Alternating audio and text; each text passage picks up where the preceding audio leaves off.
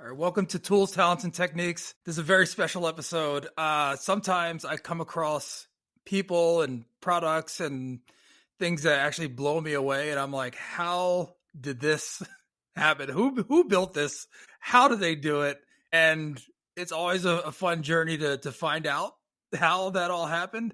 And so today I am very happy to bring to the show Jan, who has a company called Virtuix, which when I was introduced to him and his company, again, I was just blown away. But after talking to him, I was like, man, well, okay, now this is impressive. And it makes a lot of sense based on his journey. So without any further ado, here he is. Jan, welcome to the show. Thanks, Dustin. Thanks for having me. Great to be on the show. It's absolutely my pleasure. So before I jump into some of the questions that I have for you, could you just briefly introduce yourself and a little bit about you and your company? Yep, definitely. My name is Jan Goetgeluk. I'm the founder and CEO of Virtuix, and we make the Omni. And the Omni is an omnidirectional treadmill that lets you walk and run around in 360 degrees inside video games and other VR applications. And we now have 3 products in market.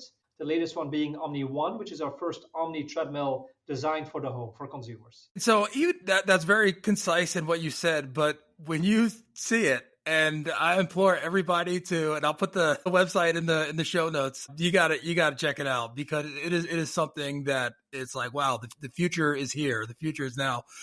So being able to move in 3 dimensions in video games. Tell me about, and I want to talk about your origin story too. We'll get there, but before we do, how did this idea come about? Like when did you initially have this and say, oh, you know what? I think I want to do this. Yeah, it was in 2012 actually, so quite a while ago, before VR was cool again. I thought VR was going to be the next big thing. I was seeing the innovation around Microsoft Kinect, which I thought was revolutionary.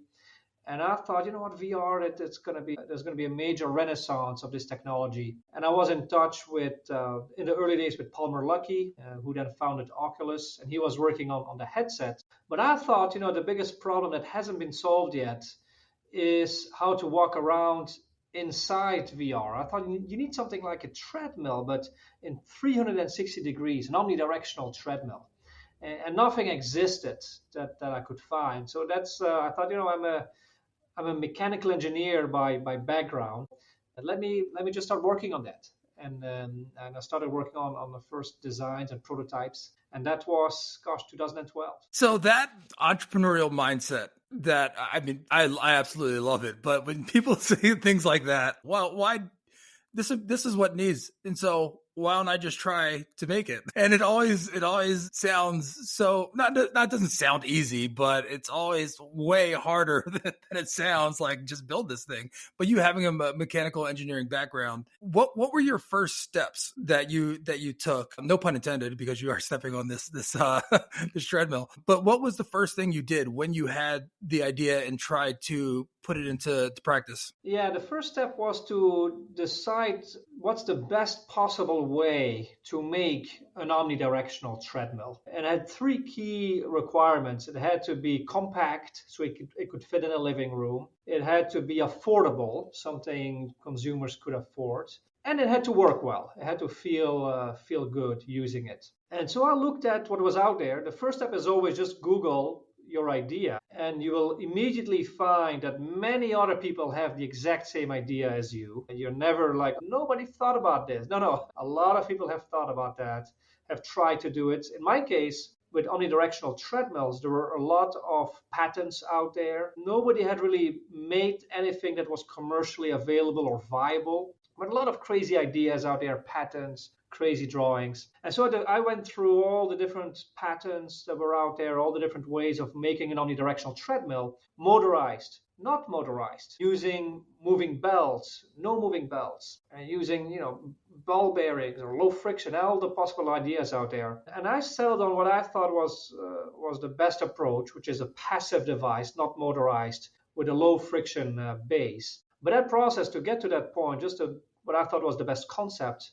took about 6-7 months. I also started working with a design house to start designing some of these ideas, think through the different approaches, pros and cons. And then we settled on the approach of a low friction concave base, not motorized passive. But that was about a 7-month process. So that discovery phase, and when you're looking at all those things how did you go about sourcing and finding people to do that? Like, how did you decide on the design house? Did you know them? Did you get introduced? What was that process like? Yeah, nothing magical about it. I just Googled various design houses. I was in Houston at the time. And then I contacted a few and started with talking with a few and had a few quotes, and then went with the one I thought was best suited for what I needed. Let's go back to the origin story, and we'll work back up to where we are. Where were you born? Like, where'd you grow up? Where did your journey start? Yeah, I'm from Belgium originally, so I'm not from the US. I'm an immigrant and grew up in Belgium. I went to engineering school there, got a master's in mechanical engineering, and then my first job out of college sent me to Houston for a project, building a warehouse. And after 2 weeks, I realized, wow, I love it here. I love the US, the people, the mentality, the weather, even the can-do spirits. The American dream, really. So I decided I'm going to stay here. So my company wanted me to go back to Belgium after my project. And I told them, you know what, I'm going to stay here. So I quit my job. I stayed, went to business school, got my MBA at Rice in Houston, and then joined JP Morgan as an investment banker for 3 years. The main reason was that I needed a visa to stay in the country. In investment banking, they don't care if you're an immigrant, they will sponsor your work visa.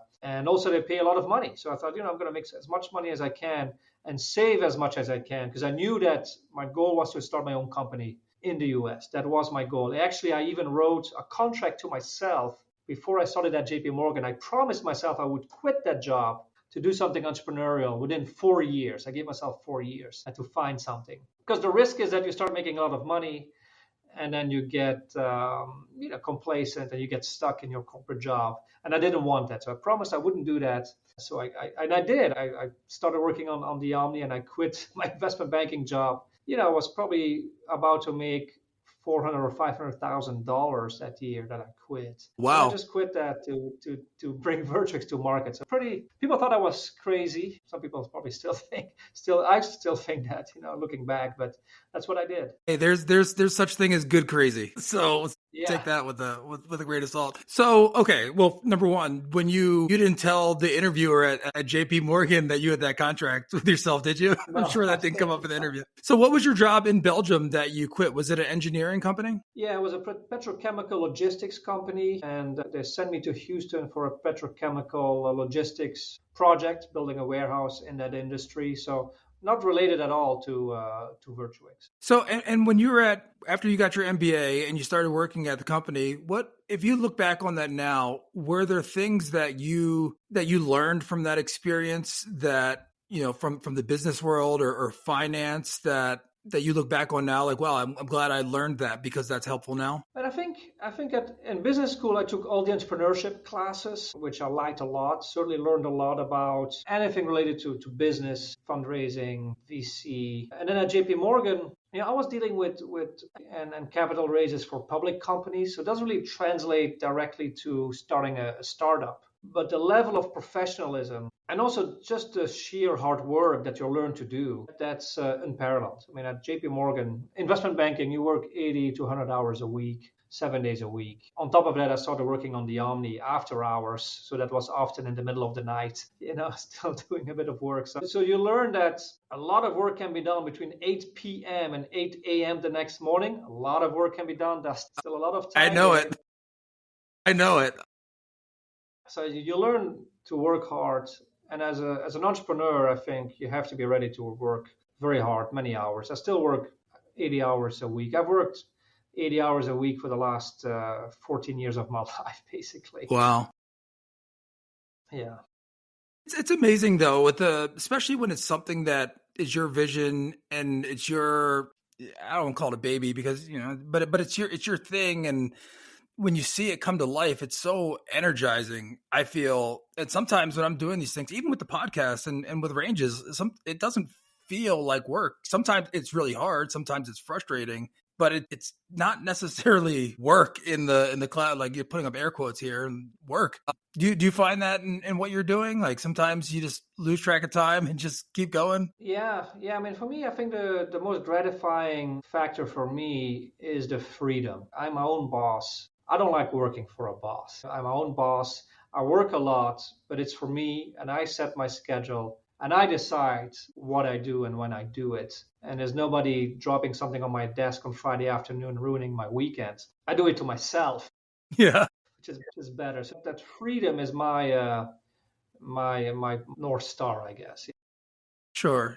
And so when you said like, oh, I'm going to start my own business, you have the engineering background. This is what you're JP Morgan, and you have that background. But did you have any inkling on what type of business it would be? Did you know like it was going to be a consumer product, or was it like what were your thoughts on what that business would be, if any? Yeah, it's an active process of finding potential opportunities or the opposite, thinking about problems, what problems exist out there, and can I solve that problem? And by solving that problem, can I create value for people so they would pay enough money for me for solving that problem? That's the best way to look for opportunities. The best thing is look for problems to solve. And so that's an active process. I don't think anybody wakes up in the morning with a big aha moment and oh that's my business, I just thought of it randomly. It doesn't work that way. It's an active process. I actively looked for problems, opportunities, and sometimes you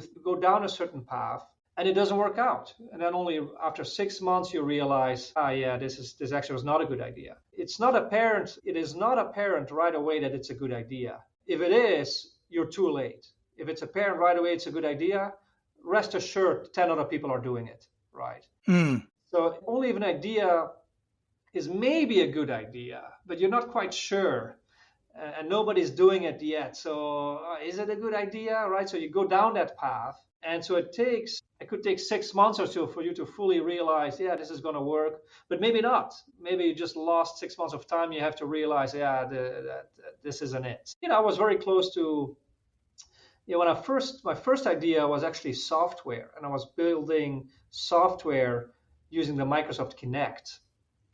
But I'm not a software guy, and so after 6 months there, I realized, I can't do it. It's not my thing. I had to work with a software person, and so I lost a lot of time there, if you will, because that didn't work out. And that was before I settled on the Omni. And even with the Omni, the first prototype I built with this prototype shop in Houston, I get on it, I'm standing on it, I try to use it. It didn't work at all. I couldn't walk on it. It was terrible. I was like, wow, so this whole idea that I had, and I'm trying it, and man, it's just crap. It doesn't work. And that was almost a year into the process. But then luckily I had some ideas of making it better, and maybe we do this, and maybe we add a support, and and so we kept fine tuning it. And then actually it got to a point where it was good. But so that's the risk. You have to go down certain paths, and it may not work out. You mentioned that having the software as the other idea. Like, how many different iterations of thought and problems that you were trying to solve in that 4 years that did you go through before you settled on Omni? Yeah, so we had a software project I was working on. I was also close to buying a business with a business school classmate in the petrochemical cleaning industry. We were going to buy this business, and that fell through as well. So I'd say 2 or 3 big projects that I was pursuing that didn't work out until I settled on the Omni project. And what happened with Omni was, we fine-tuned this prototype, and then I made a first video of me playing Skyrim, which is a big video game, with VR glasses on the Omni. I was walking inside Skyrim, and I put that video on YouTube. And it went nuts. It went viral. Press picked it up, big press cycle. And that's when I realized, okay, wow, this is interesting. People seem to be really excited about it. And that's when I decided, okay, this is what I'm going to pursue. How many years in was this? 1 year and 2 months or so. Wow. Okay. I want to go back to something you just said about looking for problems to solve and challenges to overcome. The things that especially when I interview entrepreneurs, or I talk to entrepreneurs, there's a mindset that seems to be prevalent of people that are problem solvers that do it. And that's one of the things I really love about being around entrepreneurs and being on my own, the journey with Ranges, is that sometimes everybody will complain about things, but it takes a different type of person to like, well, how do I make this better? Or, you know what would be cool? Let's do this. But then there's another step of putting your money where your mouth is and actually doing it. And when you're in a group, when I'm exposed to people like that, like that's one of the, when I talk about the talents that people have or techniques that people use, like it's more of a mindset that people have. Did you look at things like that? I mean, is that just like how your mind works when you look at things and like, well,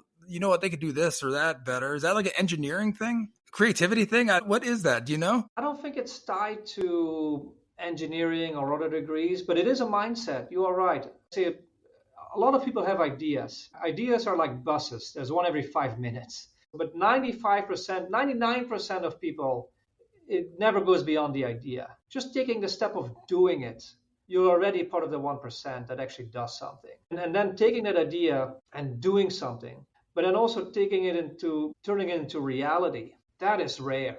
A lot of people, I think, just can't do it. I see this sometimes, like you're a creator, I'm a creator, we create stuff. We take things from nothing and now they exist. A lot of people are unable to do that. I see that sometimes with people that I hire in my team, ask them to just create a website or a web page and they can't do it. So it's a mindset. I think the ability to have an idea and then doing it and creating it out of nothing is not something everybody has, apparently. Well, I think about this quite often. Well, I remember one time talking to somebody and he was like, listen, if you tell me, like they can do magic with something. They were like, I can't come up. If you gave me a blank piece of paper, I wouldn't know where to start. But if you gave me the framework and told me like, this is where we're going, they're like, I could do anything. I could make anything.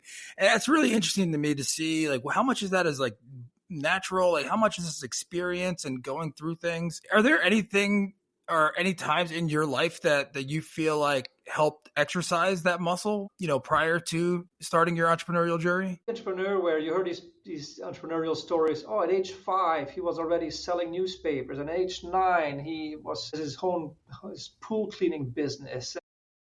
I'm not like that, I didn't do anything entrepreneurial anywhere in my life until Virtuix. But I'm a bit more of an adventurer, and of course I'm an immigrant. I mean, I left my home country by myself to come to the US. I'm certainly more on the adventurous side of things, But it's a good question. I don't quite know where that comes from. Yeah. Well, I think maybe you just tapped into that. I mean, because the fact that you had to come somewhere different and figure it out, start over in a way. I think that, especially when I talk to people that grew up in military families or that travel around a lot, I often find like they're very social or they can get along with different people. And part of, I guess it's not my thesis or like maybe it's not an original thought, but I'm thinking like, they had to start over. Like they had to try different things and meet new friend groups and do different things. So now they can get along with all types of different people. So perhaps, you being an immigrant and having to do that plays a part. Yeah, that makes sense. Yeah.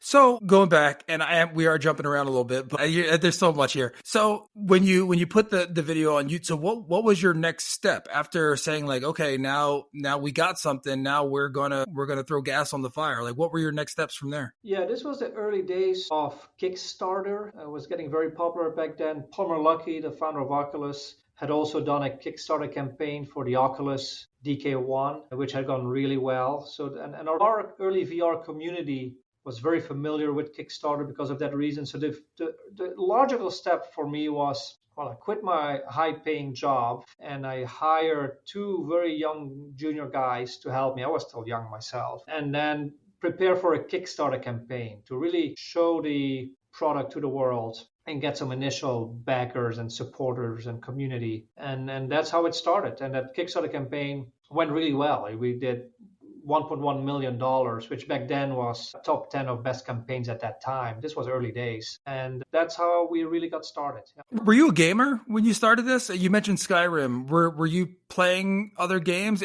or was Skyrim like the goal, or were there other games that you thought were like, this would be great for this, for that? Yeah, we made videos of all the cool games at that time. Skyrim, Team Fortress 2, that was a big video at the time we made. Or demo we always showed was Half-Life 2 in VR. So we had a couple of great games like that. I mean, I was a gamer when I was younger, heavily, going to college and business school, and not as much anymore, but always had an affinity for gaming, for sure. Yeah. So what year was this when you raised that first Kickstarter campaign? 2013. Okay, wow. All right. So in 2013, and then how long did the campaign last? What was that experience like? Yeah, if I remember correctly, maybe a month or so. And yeah, that's how we got started. And you raised $1.1 million on Kickstarter, which is really just a glorified pre-sale platform, right? People are giving you money in exchange for the product. And then we had 1,000 backers or so. Wow, great success. You're happy. The next morning,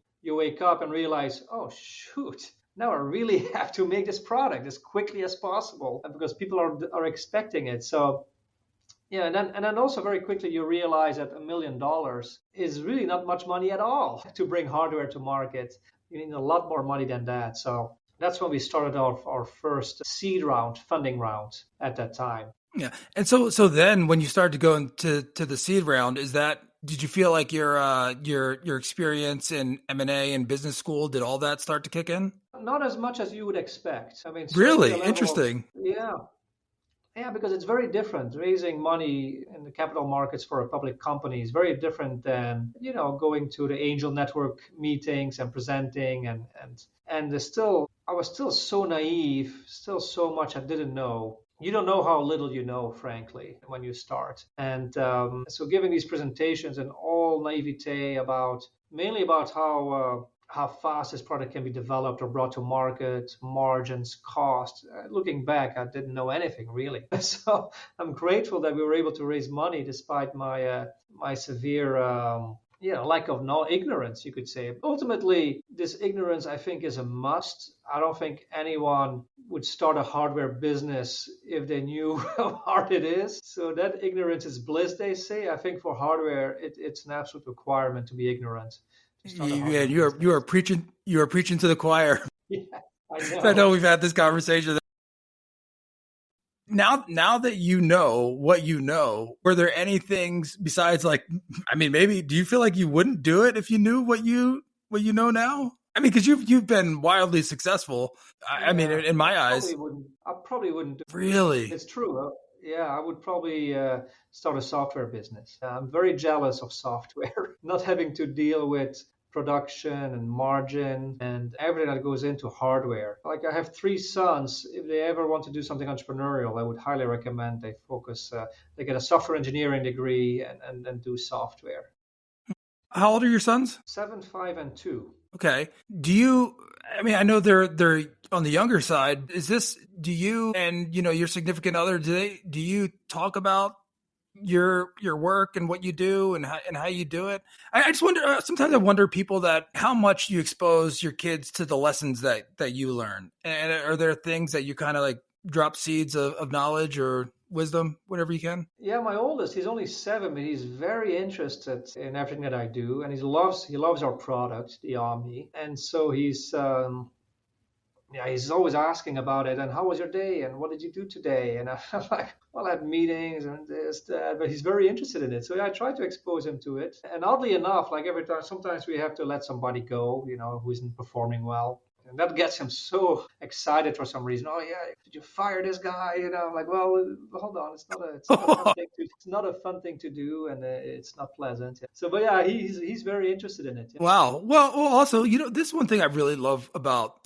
coaching and being a parent is that those type of conversations, like even if he is excited about it, like maybe there is something to foster there, but like explain to him why that you get to have these conversations of like, well, this is what that means. And this is how that works, and help them get a better understanding. I think that's great that you're able to do that with your family. Yeah, ultimately, I just want to instill the value of hard work, and my kids, they can do anything they want as long as they put in the effort and work hard at it. And that's really all that I could ask for. Yeah. So where are you now with the product? Because when you talked about like the first Kickstarter and like where you are now, it's a decade later, right? So when you talk, let's condense some of that time of that 10 years. Like what were the things that happened during that time that you were like, wow, this took longer than I thought, or this part was harder than I thought? Like, walk me through the journey. Yeah. Well, we've brought 3 products to market to date. We've sold about $20 million worth of products with our 3 products. The hardest part is, well, in hardware, and as you already know, or you're about to find out, it takes a long time to bring hardware to market. So certainly bringing out that first product, which we now call the Omni Pro, the original Omni, took a long time. Took about 3 years to get that done. And so that bringing hardware to market takes a lot longer than you think. Costs a lot more money than you think, and you just got to be prepared for that. That's probably the biggest surprise or lesson learned there. Yeah. What was the initial feedback when you got the first product out to market, or even maybe before that, when you're working on the prototype and you're, not the prototype, but the V1, and you're doing these things? Like, what was the feedback, and how did you internalize that and make the right decisions? Yeah, well, we started out, the big vision was always to have an Omni treadmill for the home, and that's how we presented it on Kickstarter. But then we started building the product, Omni Pro, and it turned out it's a great product, but it was quite heavy, very strong, cost a lot more money than we thought it was going to be. And so we actually had to tell to our Kickstarter backers, we're sorry, this product, we've offered it to you on Kickstarter for $500, but it's way more expensive. And also the consumer market for VR was very slow to take off, but we were getting a lot of demand from the commercial markets for our product. So we had to make the very difficult decision to say, you know what, this is not a consumer product right now. We have to sell this product to the commercial markets for a much higher price because it costs a lot more. And so we actually had to tell our Kickstarter backers, I'm sorry, this product, we can't ship it to you. So we refunded almost all our Kickstarter backers, gave them their money back with interest and a big apology, like, sorry, it's not a consumer product right now. And so we had to transition to the commercial markets just to survive, to make money and just to have product market fit that makes sense. Still to this day, some of our Kickstarter backers were, even though they got their money back with interest, were really upset. So of course, 95% of people were very appreciative and very supportive and are still with us today, but a small percentage was very upset. And still today, I hear about how we shafted our Kickstarter backers. I'm so sorry. You got your money back with interest. Most Kickstarter campaigns fail and you never get anything. But, the beautiful thing now is that we did Omni Pro, an Omni Arena, a big attraction for entertainment venues. But now we just launched Omni One, which is the first Omni for consumers for the home. So full circle, 10 years later, the product we always envisioned from the start. Well, here it is today. And it comes with a headset. It's a complete system. It works great. It's super user-friendly. And here it is. So that we were able to finally create the product we always envisioned. Well, that's a bit. Well, all comes full circle, so that's good. And maybe those people are like, hey, now's your chance, and maybe those people get additional discount. I don't know. I'm not trying to put that on your plate, but they're absolutely. I mean, the beautiful thing is I also get emails. Omni One customers, they got the product, or they invested a little bit of money in our crowdfunding campaign. They're like, I've been with you since the Kickstarter. I've been following your company since the Kickstarter, and I love what you do. And now I finally have the product, and I love it. So we get a lot of those emails, and it's so heartwarming. People that have been with us through our journey over the years, and now are enjoying the product that we showed them 10 years ago. Yeah, I've seen videos, of folks running into walls and running into TVs and stuff. So you're going to be saving people some medical bills and broken things around their house anyway. So there's an added benefit there. It's funny when I was looking at every time I look at it, I smile because I'm like, man, this is amazing. My daughter was behind me. She's like, are we getting that? And I'm like, well, yeah, we'll see. We'll see. This is really cool. So you got my family excited about it. Now where you are and what you're doing, and you mentioned there's some other platforms that use the Kickstarter. You said was good for where you were at the time. Tell me about the other platforms that you're using and where your company and product are now. Yeah, because one other thing, Dustin, that you'll also already know or will find out soon is that you need a lot of money to bring hardware to market. And so fundraising. And so hardware requires a lot of capital. And it's unfortunately the one area that typical VCs do not like to invest in. So it's very hard to fundraise for hardware the traditional way meaning approaching VCs, getting lead VC investors. And we have some of that. Actually, Mark Cuban is a big investor. He invested 3 times over the years. We were actually on Shark Tank in the early days. That's a different story. So he invested. We have some VC investors, but mostly we've been able to raise money through equity crowdfunding because we've always had a great community, people that love what we do, people that love our product. And equity crowdfunding is a mechanism where we can raise money, sell shares, if you will, to regular people, customers, as if we were a public company, but we're not a public company. So we don't have to do all the crazy SEC reporting that is quite prohibitive. And so we've raised over $40 million to date from investors, including big name investors, but including also a lot of crowdfunding, seed invest back in the day that got acquired by Start Engine.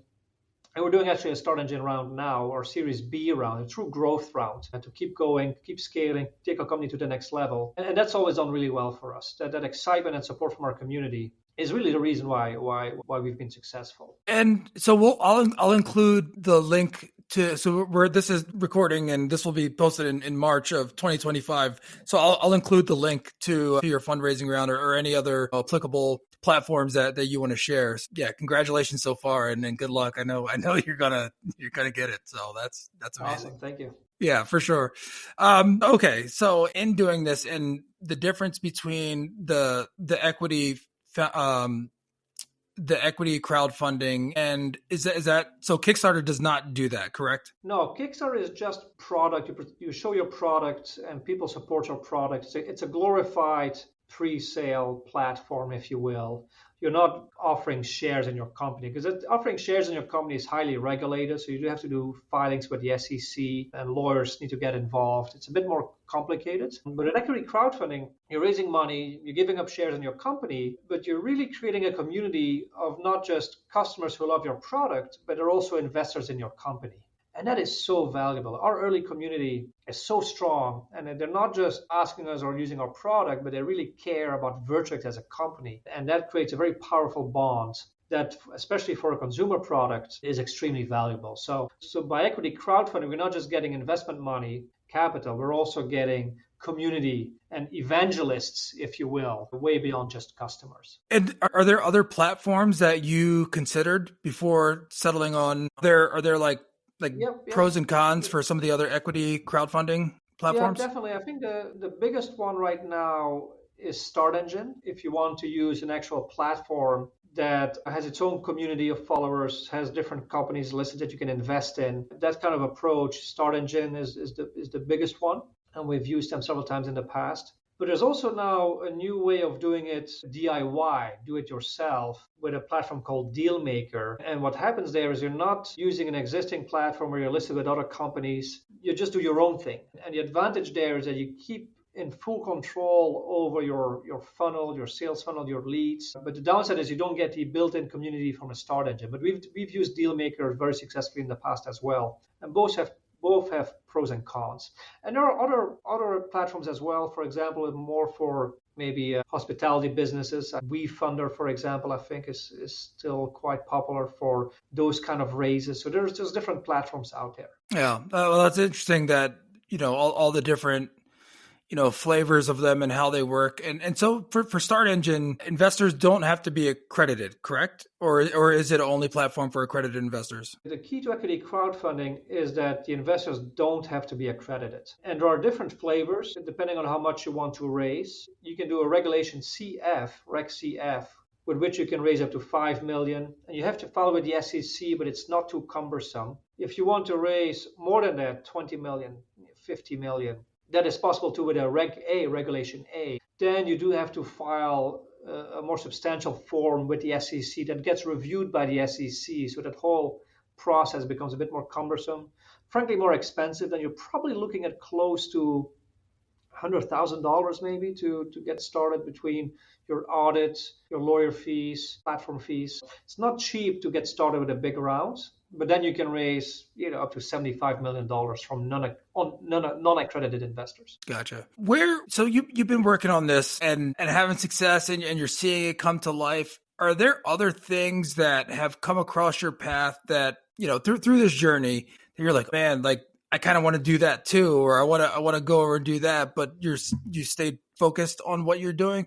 Because that problem solving thing, that never goes away. And you may see other opportunities. Has there been any other things along the way that has tempted you or or made you take a second look? Interesting. Yeah, not really. I mean, I know what you mean. I'm just been so focused, and all my time has really been consumed by Virtuix, by the Omni, that I don't really have the mental bandwidth or capacity to look at other things. So personally, it hasn't been a thing for me. But I can see people having that mindset that maybe they start doing other things as well. But it takes so much focus and so much hard work and so much dedication to do just one thing right that I would struggle, I think, to do more than one. Yeah. You know, sometimes when it's great as far as just to talk about my journey with ranges a little bit, it's great to have that almost singular vision of this is what it is, this is what it does, because when other people have ideas, or it's great to hear that and digest it, but it's usually like, maybe we'll add that to the roadmap, but no, this is it. It's so helpful to have that vision because it keeps you focused. It keeps you so laser focused on the project at hand. Yeah. Focus is key. Focus is the most critical thing for any startup. So overall, high level, we have a few minutes left here. What's your total take? When you told me that, maybe I wouldn't do it. If I know what I know now, I wouldn't do it. But you've had a lot of success. You have the community. You have people that love your product. You got a happy, healthy family. Give me the high level of your experience right now. Like where are you? And is it like, man, do you know that you're kind of living your dream? Does it feel that way? Yeah, it's an interesting question, right? I mean, as an entrepreneur, I'm terrible at celebrating successes. And because you always see the next challenges ahead and more problems ahead. Even like you can imagine my dream would be to take the company public one day and do an IPO, and it would be the greatest accomplishment in my life. But I already envision going through that process, and you already realize the next day you have all these new challenges and all these new problems to solve, and it just never ends. The journey never ends. But yes, I do realize that I love what I do. I love what I do. It's not easy. It's very hard. But even, for example, the pandemic for us was very hard. I went through a very difficult time. But even there, through all those challenges, every day I realized that I was so grateful I still got to do it. And we're still doing it. So even though it gets hard, I love what I do. I wouldn't want to do anything else. And then building your own company, having your own company, team, being your own boss, working on your own destiny. It's so gratifying. And there's a lot of challenges and stress and pain. And I miss out on times with my family. Even though I try to balance that, the hardest thing is the work-life balance. There's no balance. Work-life integration, the hardest thing. But besides all that, I'm so grateful and happy, and I wouldn't want to do anything else. That's amazing. That's fantastic. You mentioned like dealing with the hard times. Are there anything, on a personal or a productivity level that you do in your life to handle the ups and downs? Journaling, meditation, things like that, play music. Are there any things that you have in your toolbox that you go to? Yeah, I think every person is different. I'm a very orderly person, so I like to order my thoughts. So once a week I go on a run, but I'm not listening to music. Thinking through everything that I have going on and ordering my thoughts. When my thoughts are ordered, I feel in control and I feel happy. When my thoughts start to get out of order, I start to feel stressed. So that's me personally. Everybody is different, but keeping my thoughts ordered and in control, that keeps me sane despite the insanity. Yeah. So Jan, you've been very gracious with your time. You got to get back to work. You got to get back to the grind and keep making this dream happen. But is there anything, parting thoughts, words of wisdom that you want to share with the guests out there, aspiring entrepreneurs or people that are in the midst of it? I'd say take the first step and just take action, start doing things. It may not work out, but take the first step and start working on something. And go beyond the idea phase. That already sets you apart from a lot of other people. Go beyond the idea phase and get started. That would be my parting advice. And for those who want to find out more about us, as you mentioned, the link will be in the comments. But you can visit our Start Engine page and see a lot more information about us and take a look and see if you want to be part of our journey or follow along, you can. And I implore you, got to check it out. Any listeners out there, people that are watching this, you got to check it out. It's remarkable. It's really cool. So Jan, thank you again for your time. Congrats on your success. And I look forward to following you. Awesome. Thanks so much for having me.